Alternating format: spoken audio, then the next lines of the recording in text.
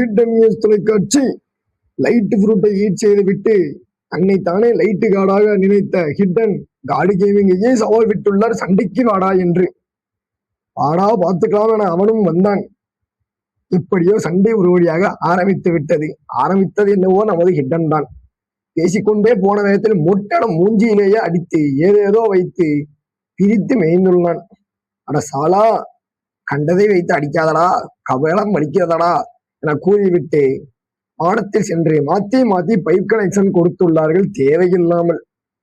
ஏன் கொடுத்தோம் என்றும் அவருக்கும் தெரியவில்லை, ஏன் இவர் கொடுத்தார் என்றும் இவருக்கும் தெரியவில்லை. எதற்கு ஆடுகிறோம் எனவே தெரியாமல் ஆடிக்கொண்டிருக்கிற இவர்களை பார்த்தால் உங்களுக்கு என்ன தெரிகிறது? பேச்சு வாக்கில் ஹிட்டனை ஒரு அடியை போட்டு விட்டான் சாலா நூபுடே என்ற காட் கேமிங். அவன்தான் இது அனைத்திற்கும் காரணம். சக்தி தலையன் அந்த அடி அடித்துள்ளான். அதற்கு பதிலாக நம்மாலும் ஒரு குடி குடித்துள்ளார். சும்மா விடுவாரா என பேசிக்கொண்டிருந்த நேரத்தில் மீண்டும் மூஞ்சிலேயே ஒரு குத்து குத்தியுள்ளான். ஒரு அடி அடிச்சாம் பாருங்க, மறக்க மாட்டேன்.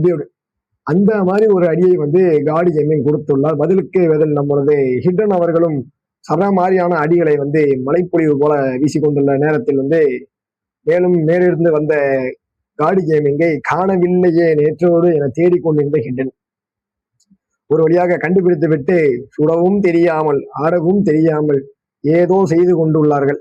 இறுதியாக ஏதோ ஒரு அடி பட்டுவிட்டது. அப்பொழுதாவது அமைதியாக இருக்க வேண்டும் அல்லவா? அதுவும் கிடையாது. இதற்கு மேலுன்னை விடமாட்டேனடா என அடித்ததில் திருப்பி அடி, முரட்டடி என ஒரு அடியை கொடுத்து விட்டு ஃபைனலாக காடு கேமிங்கை ஒரே அடியில் முடித்து விட்டார். டாடா.